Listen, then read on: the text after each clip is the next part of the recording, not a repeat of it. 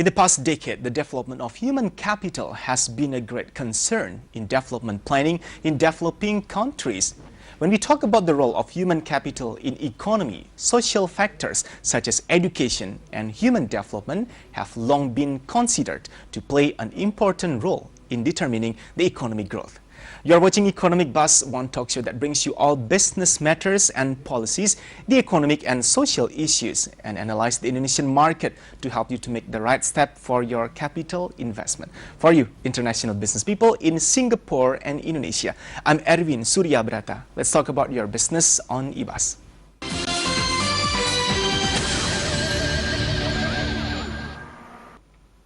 It is evident that the development of human capital not only increases productivity and economic growth, but it also accelerates equitable income distribution and poverty reduction. The impact is especially apparent in rural areas. This is what makes economic growth and equitable income distribution could take place simultaneously. Here is the report for you about human development issue in Indonesia.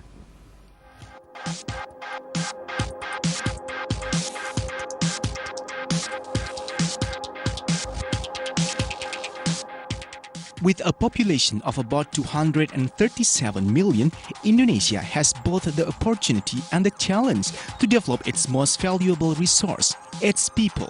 The question is whether human development in Indonesia is going as well as its economic growth. The development of human capital in Indonesia should become an important agenda, especially to support changes in economic structure in the globalization. To become a developed country, Indonesia needs being supported by reliable human resources as a factor which significantly determines a country's economic growth.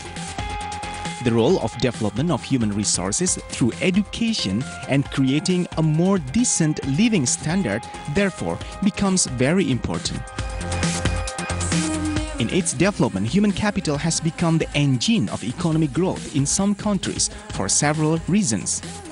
Improving the quality of human capital increases worker productivity, which boosts outputs and generates growth of a country. Increase in human productivity also leads to increased productivity of other factors of production. This is referred to as the internal and external effects of human capital.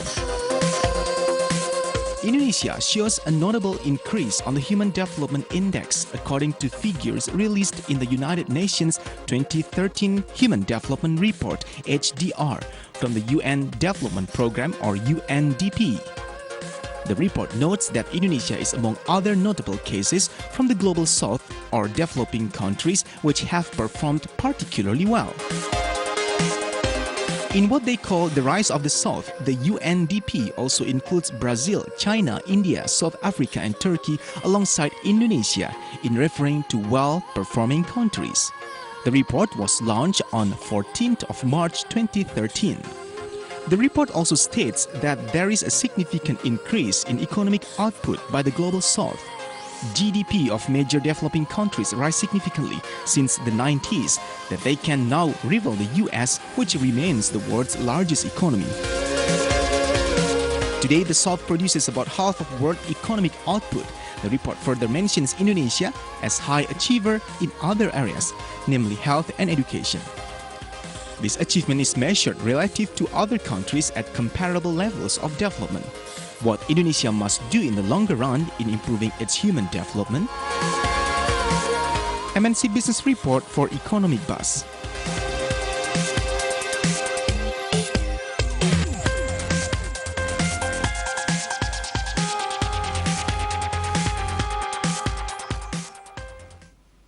And to have a deeper view and further discussion about human development and people empowerment in Indonesia, we have Ms. Beate Trankmann.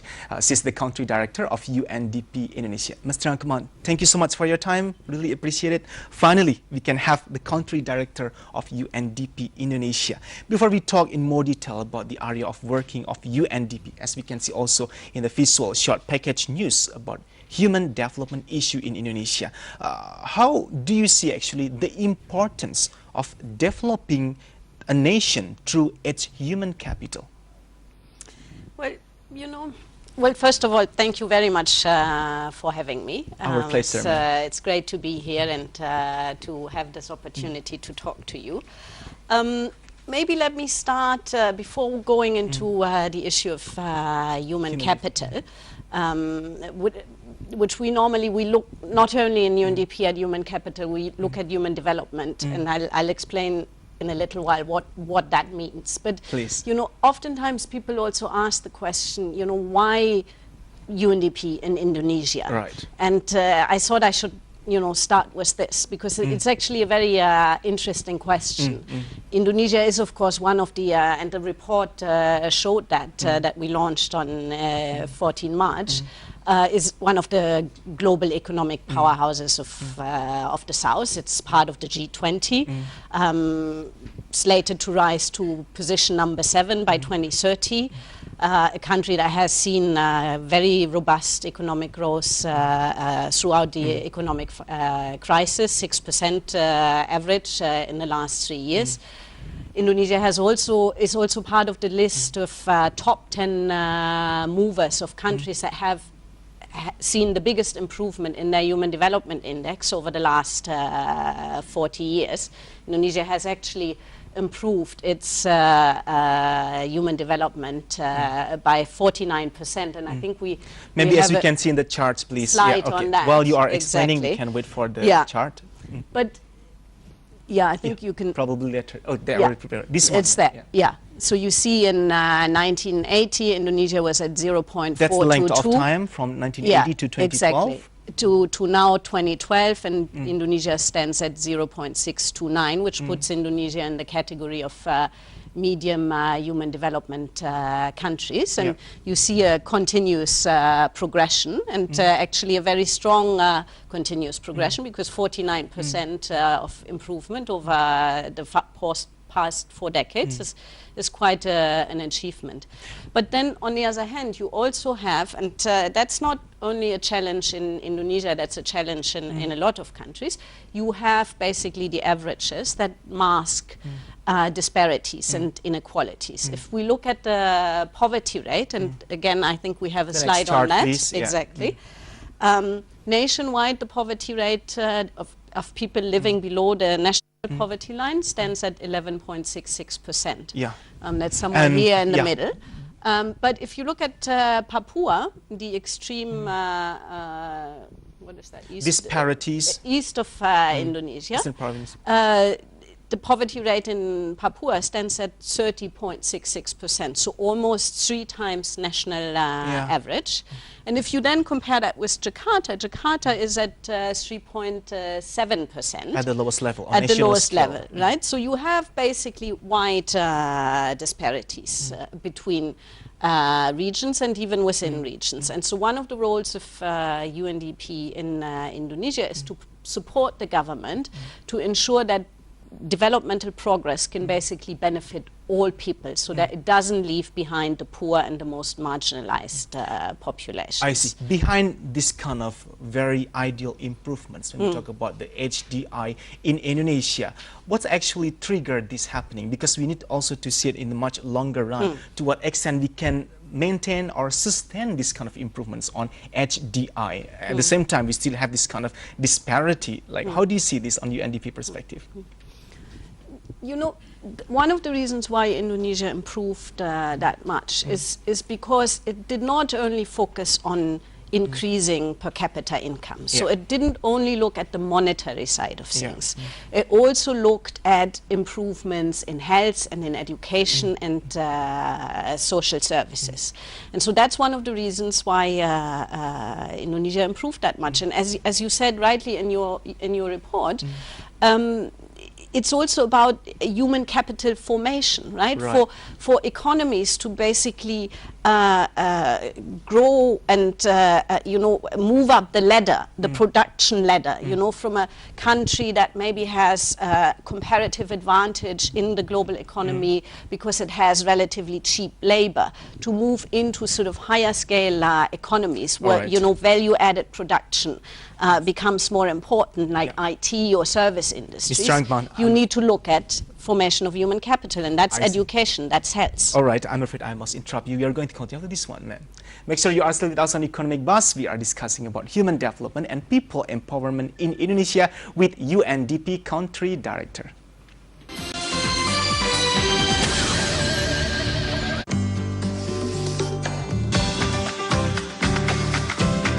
Dengan semangat baru, kami membawa perubahan.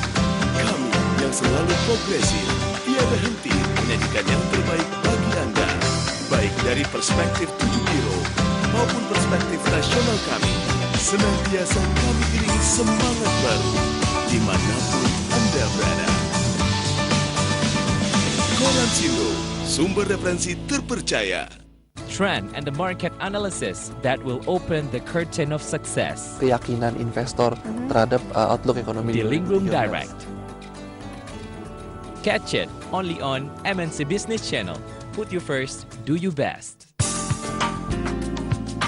Indeks harga saham gabungan mengalami kenaikan. Brings you the market players, the movers and the shakers. Kami juga mengundang Anda secara aktif berpartisipasi with the story of their achievements. Saya melihat bahwa market including today's market movement. targetnya adalah di sekitar 1.400 dan berikutnya di 250. Movers and shakers.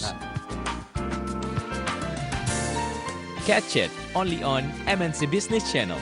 Put you first, do you best. Berikut the summary selengkap. For every issue from economic to business in every week. Ternyata angka 59,3 miliar itu masih lebih. Summarizing all the business market progress. Pasar uang kemudian sudah Ready to update everything that took place in the stock market. Kegiatan manufaktur ini. The summary. Catch it only on MNC Business Channel. Put you first, do you best.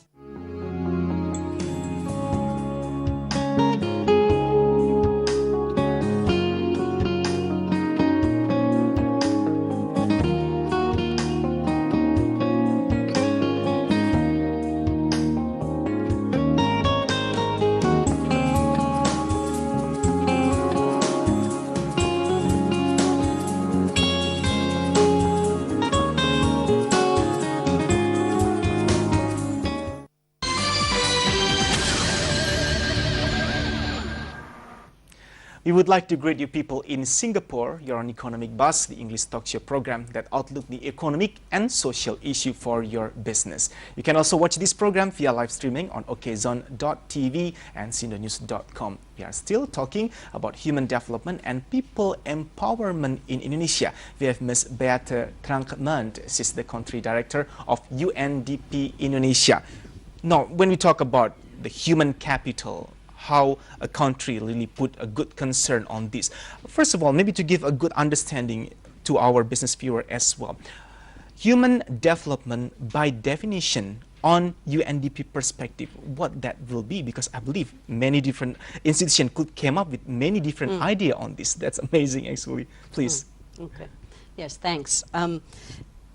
We introduced as UNDP the concept of human development in the 1990s as a, if you like, an alternative measure to the sort of more standard measurements of developmental progress that we had before, that mainly focused on economic growth, GDP growth, or per capita income increases. The definition of development, as we see it, human development, is basically about providing people choices and opportunities to live a better life and to empower them to participate in the decision-making processes that affect them. And you mentioned empowerment yourself, and I'm really glad you did that, because that is a very important part of what we do in UNDP. Now, if you look at how do we actually measure human development, we look at three main dimensions of measurements. One is to have the ability to live a long and healthy life, and that is measured basically by life expectancy at birth. The second dimension is access to knowledge, and that is measured by mean years of schooling. So past generations, how many years did they go to school, plus the expected years of schooling, which looks at current generations, a child at school age, how many years can that child expect to go to school. And the last part is the income, because of course, you know, income is important for a standard, for a decent standard of living, and there we use GNI per capita to measure that. So those are the three dimensions. But I'd also like to add that, you know, in our definition of development, there are two aspects that are very important. One is it needs to be equitable. So in order, you know, for development to really have an impact, we need to make sure that the progress trickles down to all segments of society, including the poorest. And the other very important aspect is how do you make it sustainable? How do we develop our countries and our economies without completely depleting the natural resource base of the earth? And in order to ensure that, you know, future generations also have a green and clean planet that they can live off. So can be enjoyed by them as exactly. well. So those are the key dimensions that we generally look at. What will be the biggest challenge when we talk about meeting those three measurements in Indonesia? When developing countries really want to meet these three measurements, life expectancy, access to education, and also the last one also you just mentioned, what it takes for us, how tough will it be for the developing countries in Indonesia context? Well, you know, as I said, I mean, I think Indonesia has taken the right decisions in the past. That is why you've seen that sort of steady increase in human development across the years. Investments in social services need to continue, investment in health and education. You also need to make sure that the employment generation is there, that we don't have jobless growth like you see in a lot of the new economies. The growth is there, but the job creation is not there. And when the job creation is not there, it doesn't trickle down to people. People don't benefit from growth. That's one thing. The other thing is that we also need to go a little bit beyond the numbers and look at the quality of services, right? When we say access to health and education, that's one thing. The access needs to be there. That's the first premise. But beyond that, we also need to make sure that the quality of services is there, and that we continue to work on improving the quality of health services and education services across the country. And I think as long as Indonesia does that and invests in that, and the country is already doing that, we will continue to see this steady growth or improvement in the human development indicator that Indonesia has seen. Based on your experience as the country director of UNDP Indonesia, do you think, on your view, has this country already put this kind of HDI into their development goals? That's actually a very interesting question, because Indonesia, as I said, you know, from the improvement, you can see there is a very strong commitment. But more importantly, Indonesia is also a country that uses the Human Development Index a lot for policy decision making and for planning and for the way government resources are allocated to development. For example, in the resource allocation from central government down to subnational level, the HDI is a measurement that informs how much money goes to what province, depending on the status of HDI So they really achievement. use this as the accountable reference. They use that as a decision-making tool, as a criteria. But what is even more unique, I think, for Indonesia is that in Indonesia, people are fully conversant and fully familiar with the human development concept. You can go literally to district level, and I've done that. I've been to Gorontalo in 2011, visited a district there, and you can talk with district officials about the Human Development Index. They are already well informed for this. Mr. Trankmann, if you don't mind, shall we continue after this break? Sure. And more on the discussion about human development and people empowerment in Indonesia will be brought to you soon. Stay with us on Economic Buzz.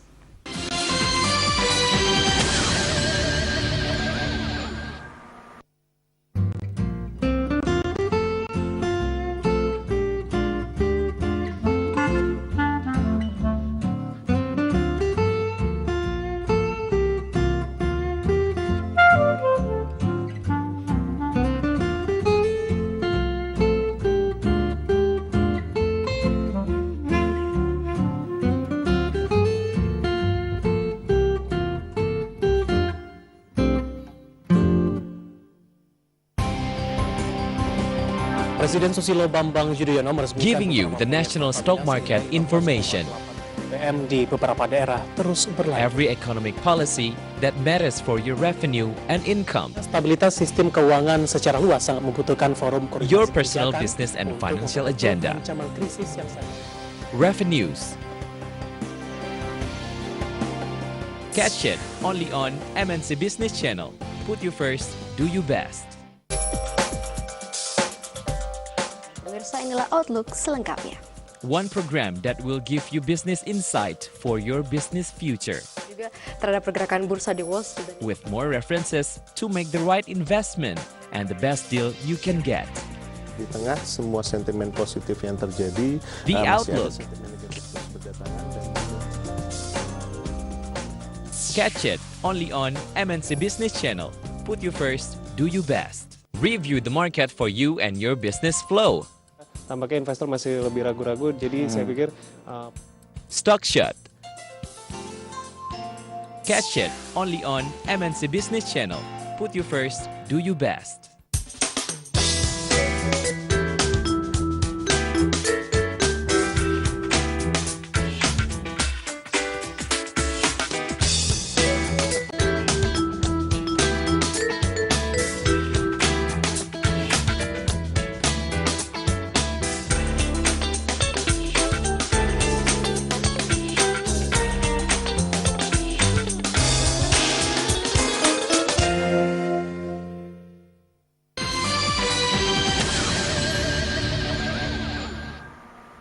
Back on Economic Buzz, this program can also be seen through StarHub Asia Channel 121 Singapore and live streaming on okzone.tv and sindonews.com with me, Edwin Suryabrata, and we have Ms. Beate Trankmann. She's the Country Director of UNDP Indonesia. Now, having understood that this country actually is already fully aware of this kind of HDI importance, what does UNDP, when we are talking about the role of UNDP in Indonesia, what does UNDP do then to achieve the meaningful development or human development within Indonesia context, and also finding the proper approach for Indonesia case?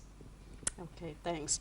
We work actually globally around the world. UNDP works in 4 main areas, and these are poverty reduction, the promotion of democratic governance, crisis prevention and recovery, and sustainable environment. Now, you might ask why these 4?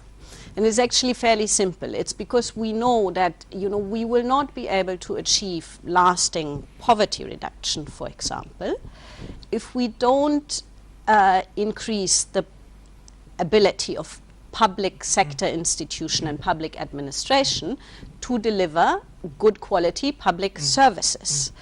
And we won't also achieve that if we don't enable people to hold their governments to account. Now, likewise, natural disasters or man-made disasters can have very severe effects on development progress, Right. and cause very severe setbacks. So that's a reason why we work a lot on crisis prevention and recovery. And then similarly, in order to make sure that development is sustainable and can be sustained over decades and generation, we also need to look at the environment, and we need to make sure that we are not completely depleting the natural resources of the earth. So that's why we work on these 4 areas. Now, in Indonesia, maybe just to concretize this and to give you a few examples, we've been very heavily involved as UNDP, together with the World Bank administered multi-donor fund in the recovery process for Aceh and Nias following the 2004 tsunami disaster. So we've basically worked on sort of building back Aceh and Nias and building them back better. So community projects, livelihood projects, you name it.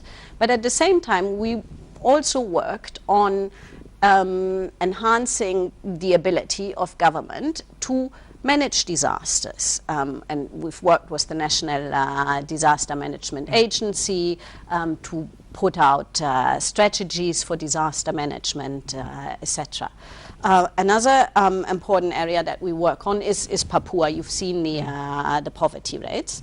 And there we, with the support of the government of the Netherlands and the government of New Zealand, we work together with the provincial planning agency, but also district governments and civil society organizations to enhance the provision of social services, health, education to even the most remote places in Papua. Because one of the challenges that we have in Papua, and that's one of the reasons why the poverty rates are that severe and why you see multiple dimensions of poverty, is the topography, right? A lot of the terrain is inaccessible. So oftentimes the state it's not only the state that can provide services, you need other service providers, for example, CSOs. Ms. Trankmann, probably it's still too premature to ask you this when we talk about the result, but at least are there any visible improvement has been made by particularly Indonesian government after being assisted by UNDP? You give a lot of inputs and advice on this kind of issue, human development, building back, recovery, and think. I think you see a lot of improvements, right? But you need to basically also track improvements over time. Development is a long-haul business, right? You cannot sort of put an input and expect in 1 or 2 years' time that there will be a complete significant turnaround. Progress. But again, you know, back to the Human Development Indicator, you see the progression, right? And the improvement, and that is important, right? Same on the MDGs, for example, the Millennium Development Goals. Indonesia has made a lot of progress on the Millennium Development Goals, and maybe we can talk about that a little later. But also in new areas such as climate change, right? Indonesia is very much at the sort of forefront of the fight against climate change. It's one of the countries which was the largest tropical forest coverage in the world. The president has gone out and committed Indonesia to 26% of greenhouse gas emission reductions. Exactly, and so we work on REDD plus with the Indonesian government and with Pak Kontoro Mangkusubroto as the head of the RED Plus task force and the support of the Norwegian government to develop governance systems and financing systems that can protect and preserve the forests while at the same time help the Indonesian people and the forest communities to make a livelihood from the forests. So there is a lot of, you know, cutting edge knowledge in Indonesia and a lot of, you know, dynamic development going on, which is what makes it so interesting to work in this country for someone like me. All right, UNDP, for sure, who doesn't know about this reputable international institution. But nowadays, we have also the presence of NGOs and many similar institutions either doing the research, collecting data, and giving advice to the government as well. What makes actually, I've been wondering about this, what makes UNDP, your organization, different from other, let's say, development practitioners, particularly from the NGOs present in Indonesia? Ms. Trankmann. That's a very good question, actually. But I think, you know, what makes us different is basically the scale and the scope that we aim at, and also the way how we work. All right. Would you mind holding over here? The scale and the scope, we are going to discuss this in more detail on the next segment. Excellent. Make sure you are still with us. Economic Buzz, we are going to talk more about human development and people empowerment in Indonesia. Stay tuned on Economic Buzz MNC Business Channel.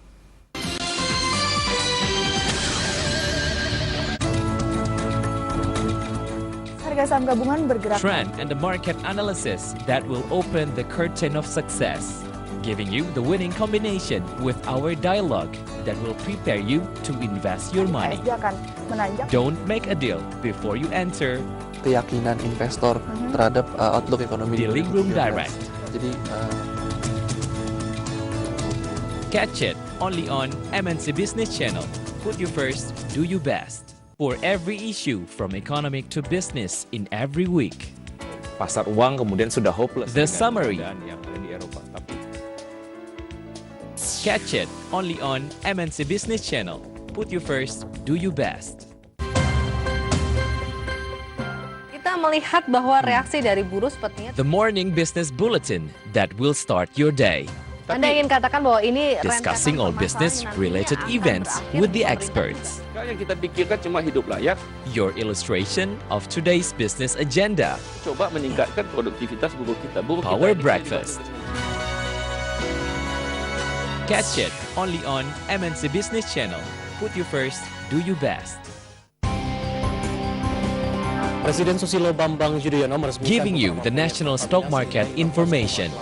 BBM di beberapa daerah terus berlanjut. Every economic policy that matters for your revenue and income. Stabilitas sistem keuangan secara luas sangat membutuhkan forum koordinasi Your personal kebijakan business and untuk financial menghadapi agenda. ancaman krisis yang sangat.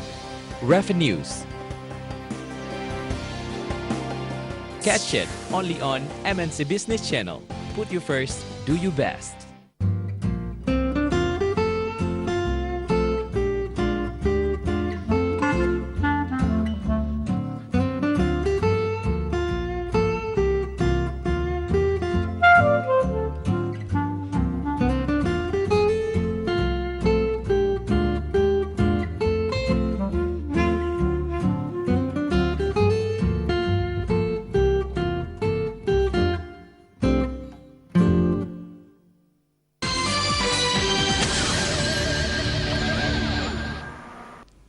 You are still with us on Economic Buzz. We still bring our discussion about human development and people empowerment in Indonesia with UNDP Country Director, Ms. Trankmann. When I asked about what makes UNDP different or in quote-unquote probably unique as the international organizations compared to other quite similar institutions or organizations, how would you come up with the answer? You said like what makes you different the most are the scale and the scope for sure, the area of working. That's right, the scale and the scope and also how we work. Now on the scale and the scope is basically, if you want to put it in a catchy way, we are here to make transformational change. And I know it sounds a little bit like PR jargon, but what we mean by it is basically that we are here and we work in program countries to make lasting change for the people and the countries that we work in. Now, how do we do that, you might ask? It's a fairly abstract concept, right? The way we do this is by linking practice on the ground into policies and into policy formulation. So, for example, when we work in Lumajang, East Java. East Java. On a project on renewable energy, providing a community with energy through biogas. At the same time, we'll work with the Ministry of Energy to make sure that we have the policies in place that promote the utilization of renewable energy, that facilitate feeding energy generated through renewables into the grid, and that makes sure that there is private sector investment into large-scale renewable energy projects. Another example, if we're going back to Aceh and Nias, we already talked about that. If we're working with communities on, tsunami drills as part of, the preparedness for disasters. We will also work with the National Disaster Management Agency to develop national disaster management plans and provincial disaster management action plans to increase the overall resilience of communities. I mean, generally, I think if you we could put it as, we work both at the sort of policy level, the institutional level, and simultaneously at the community level. We always go for these three levels because we know that that is the only way how we can make developmental change sustainable. The other question is on the how. The UNDP is a United Nations agency, so we are neutral. We don't come with sort of, prescriptive concepts or sort of pre-formulated ideas. We try and support countries in developing the development models that best suit their particular situation. And national ownership and national leadership is extremely important for us. Ms. Trankmann, I believe this is also can be used as the best time for UN also in general to clarify several prejudices or misunderstanding or misperception about international organization like UN. You just mentioned the word neutrality, because most of them sometimes still questioning like to what extent you can be neutral. Is it right that there is no certain hidden interest there in a big international organization like United Nations? And you just came up with the answer that you are really working on this based on the neutral aspect. And you're also implying when we talk about the coordinating and also working with the minister that UNDP in terms of the policy formulation and initiative, this is also something that you are does in particular. Okay, let's explain more about this. To what level actually you can help the government in terms of formulating a policy on the regulatory aspect, for example? Yeah, well, I mean, you know, as I said, we know that developmental change cannot be lasting if we do not change the policies. Right. And if we don't strengthen the policies and the enabling frameworks, and if we don't strengthen the institutions. So that's in fact what we mean by transformational change. Transformational change. Working at these three levels, the policy level, the institutional level for service delivery, and then the community level, where we sort of generate the practices that we can then feed back into policy formulation. And again, you know, I mean, I've already told you about the sustainable energy project. That's really a good example, because it's, you know, the heart of the activity is at the grassroots level. It's basically providing electricity to community, to a community.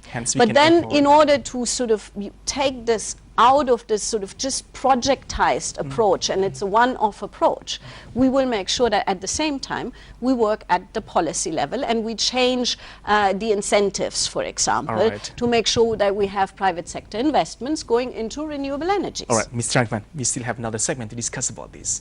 An Economic Buzz will be back soon with more of you from Ms. Beate Trankmann. This is the Country Director of UNDP Indonesia. We will be right back on MNC Business Channel.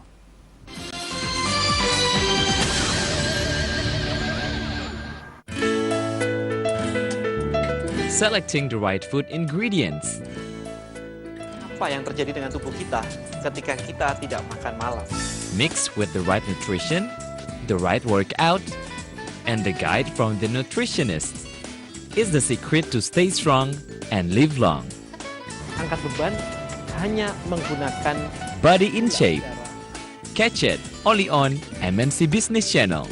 Put you first, do you best. Brings you the market players, the movers and the shakers. Di sekitar 1.400 dan berikutnya di Movers and shakers. Catch it only on MNC Business Channel. Put you first, do you best. Berikut the summary selengkap. For every issue from economic to business in every week.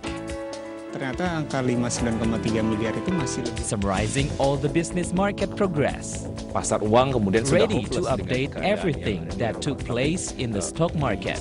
Kegiatan manufaktur ini. The summary.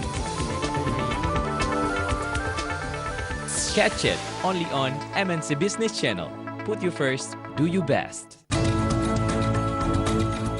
Harga saham gabungan bergerak. Trend and the market analysis that will open the curtain of success, giving you the winning combination with our dialogue that will prepare you to invest your money. Don't make a deal before you enter. Keyakinan investor terhadap outlook ekonomi. Dealing Room Direct. Jadi catch it only on MNC Business Channel. Put you first, do you best.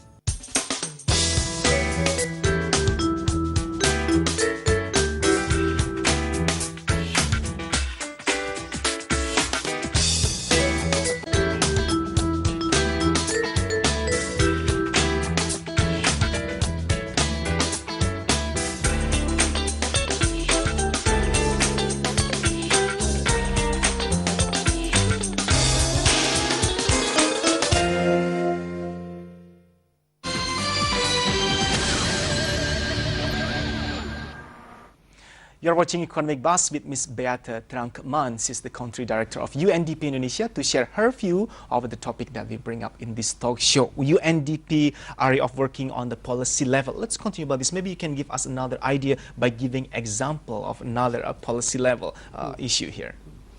Yes, I think, another good example of sort of very prominent policy work that we've done in Indonesia is our contribution to the formulation of the 2007 disaster management law. And that law actually led to the establishment of the National Disaster Management Agency in Jakarta, and also the entire institutional architecture for disaster management. Indonesia now has disaster management agencies also at provincial level, and I think the aim is to break it down further to even district level to increase overall disaster management and preparedness. And that's very important for a country like Indonesia that, after all, sits on the ring of fire, right?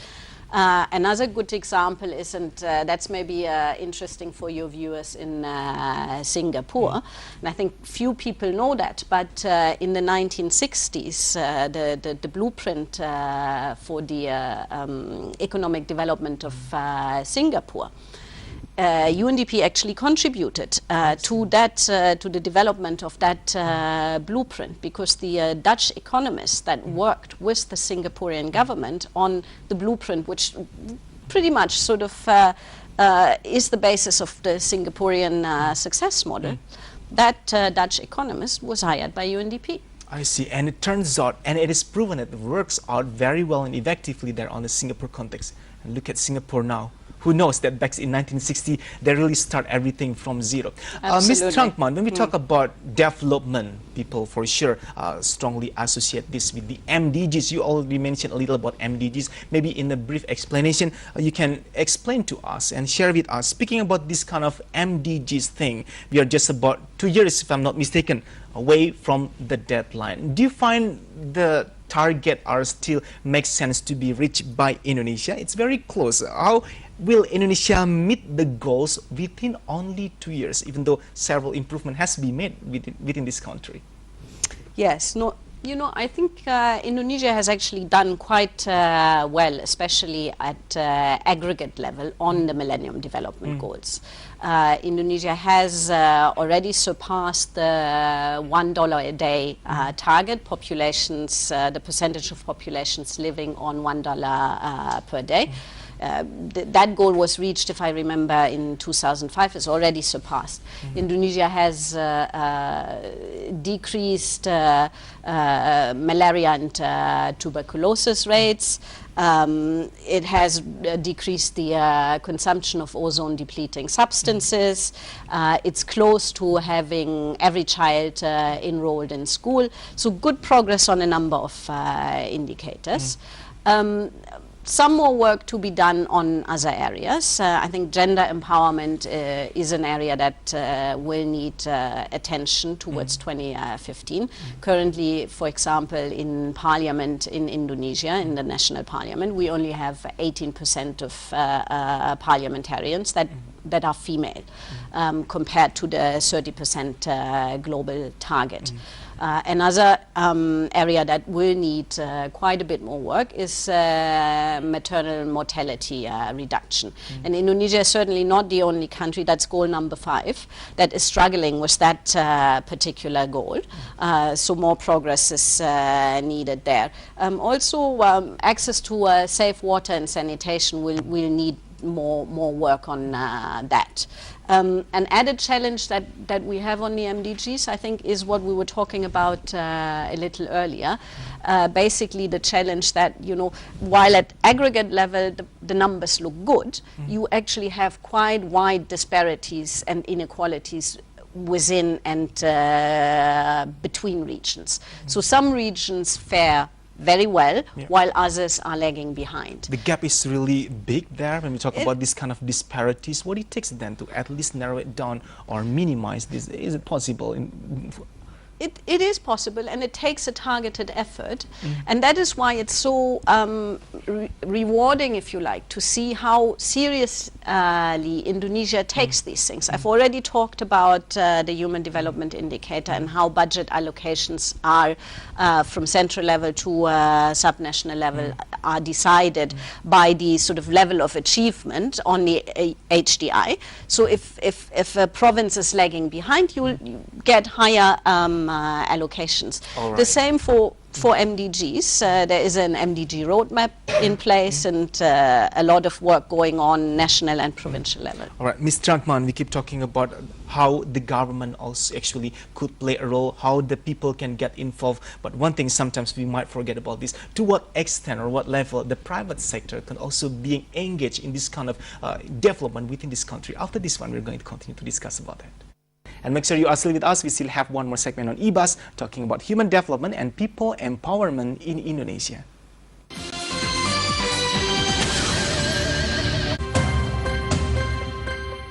Kita melihat bahwa reaksi dari buruh sepertinya The morning business bulletin that will start your day. Anda ingin katakan bahwa ini Discussing all business-related events with the experts. Yang kita pikirkan cuma hidup layak. Your illustration of today's business agenda. Coba meningkatkan produktivitas buruh kita. Power breakfast. Catch it only on MNC Business Channel. Put you first, do you best. Selamat pagi, saya Vicky Adrian. Optimisme pasar Eropa terkait. Review the market for you and your business flow. Strategi apa yang sebaiknya diambil? Rise and fall of the stock movement from opening till closing. Pergerakan bursa minggu. Provides information that will help you analyze your stock and investment. Tampaknya investor masih lebih Stock shot. jadi saya pikir Catch it only on MNC Business Channel. Put you first, do you best. Selecting the right food ingredients. Apa yang terjadi dengan tubuh kita ketika kita tidak makan malam? Mix with the right nutrition, the right workout, and the guide from the nutritionist is the secret to stay strong and live long. Angkat beban hanya menggunakan Body in shape. Catch it only on MNC Business Channel. Put you first, do you best. Pemirsa, inilah Outlook selengkapnya. One program that will give you business insight for your business future. Juga terhadap pergerakan bursa di Wall Street. With more references to make the right investment and the best deal you can get.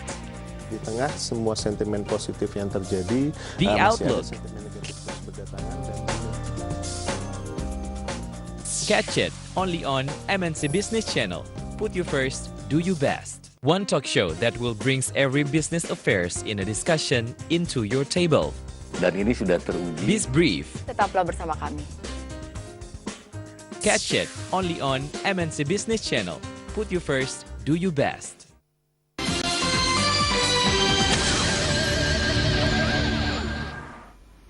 We have reached our last segment talking about human development and people empowerment in Indonesia, and we're going to have another view from Ms. Beate Trankmann. She's the Country Director of UNDP Indonesia, to conclude her view toward our topic. This is the major question. We keep talking about the government and then the UN as the international organization, involving even the people, the public here in Indonesia. And then where is the position of the private sector? We are happen to be on Business Channel as well. The question will be, what UNDP, or what can UNDP offer actually to private sector in Indonesia in terms of forging partnership, let's say, to cut poverty in Indonesia? Have you also working on this, ma'am?